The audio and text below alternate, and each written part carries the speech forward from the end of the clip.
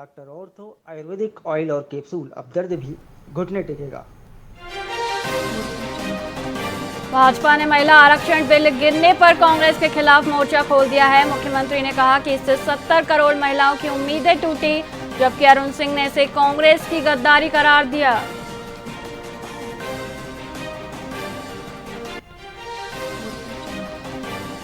शक्ति हादसे पर आपने जांच समिति बनाई और सरकार से नो सेफ्टी नो प्रोडक्शन नीति लागू करने की मांग की, ताकि मजदूरों की सुरक्षा सुनिश्चित हो सके।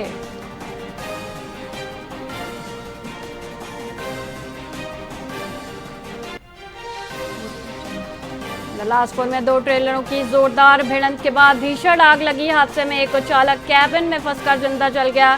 पुलिस मामले की जांच कर रही।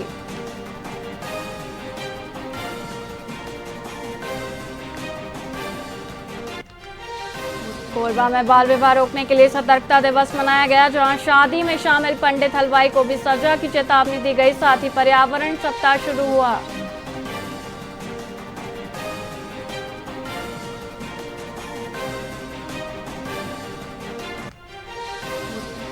छत्तीसगढ़ में लू का अलर्ट जारी। राजनांदगांव में पारा 45 डिग्री सेल्सियस तक पहुंचा। रायपुर में तापमान सामान्य से 5 डिग्री सेल्सियस अधिक। मौसम अभी और तपेगा।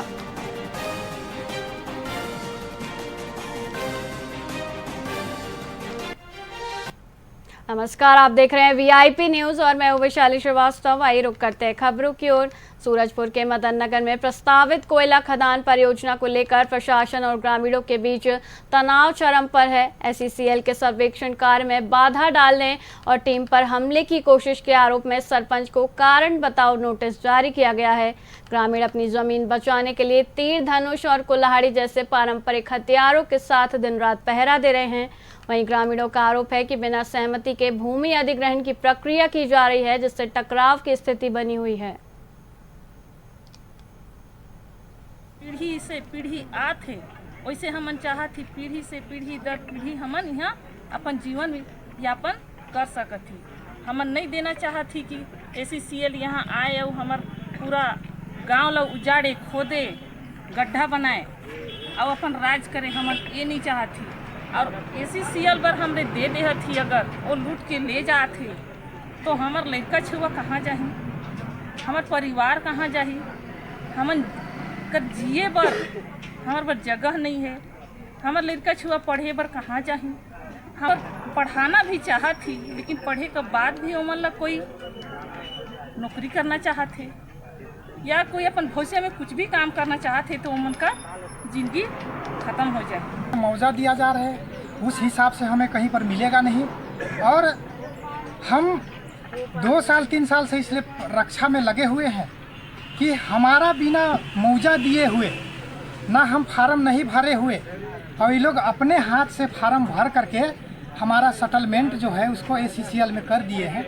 मेरा स्वयं किया गया है 4 प्लाट को, और मैं फार्म नहीं भरा हूँ। मेरा कोई व्यवस्था नहीं किया गया है और मेरा ज़मीन को एसईसीएल में डाल दिया गया है। जब मेरा कोई व्यवस्था नहीं किया गया है और हमारा ज़मीन एसईसीएल में दिखा रहा है तो हम जाएं कहाँ। दुर्ग के खुर्सीडीह प्राइमरी स्कूल में पदस्थ निलंबित शिक्षक शेष नारायण साहू ने खुद को बहाल करने के लिए फर्जीवाड़े का सहारा लिया। जनवरी में सस्पेंड हुए शिक्षक ने एक फर्जी बहाली आदेश बनाकर विभाग को ईमेल कर दिया। संयुक्त संचालक आरएल ठाकुर को आदेश की भाषा पर शक हुआ, जिसकी जांच में खुलासा हुआ कि शासन ने ऐसा कोई पत्र जारी नहीं किया था। खुद को सुपेला स्कूल में पदस्थ कराने की यह साजिश नाकाम हो गई है और विभाग अब आरोपी शिक्षक पर एफआईआर दर्ज कराने की तैयारी में है।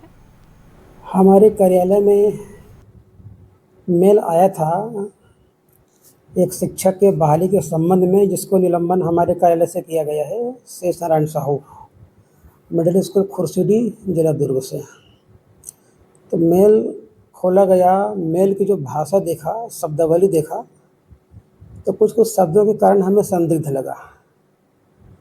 तो उस कारण से हमने, जहाँ से वो जारी किया जाना बताया जा रहा है, उस कार्यालय को हमने पत्राचार किया है पुष्टि के लिए, और जैसे पुष्टि आती है उसके पश्चात विधि सम्मत कार्रवाई की जाएगी।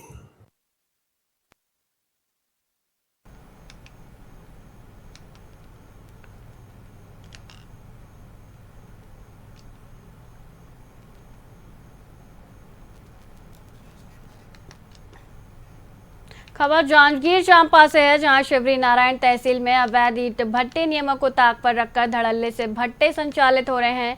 आपको बता दें, सड़कों के किनारे स्थित भट्टों से निकलता धुआं पर्यावरण को गंभीर नुकसान पहुंचा रहा है। साथ ही भट्टों में इस्तेमाल के लिए प्रतिबंधित लकड़ियों की अवैध कटाई और भंडारण जारी है। तहसीलदार और एसडीएम को शिकायत के बावजूद कार्रवाई शून्य है।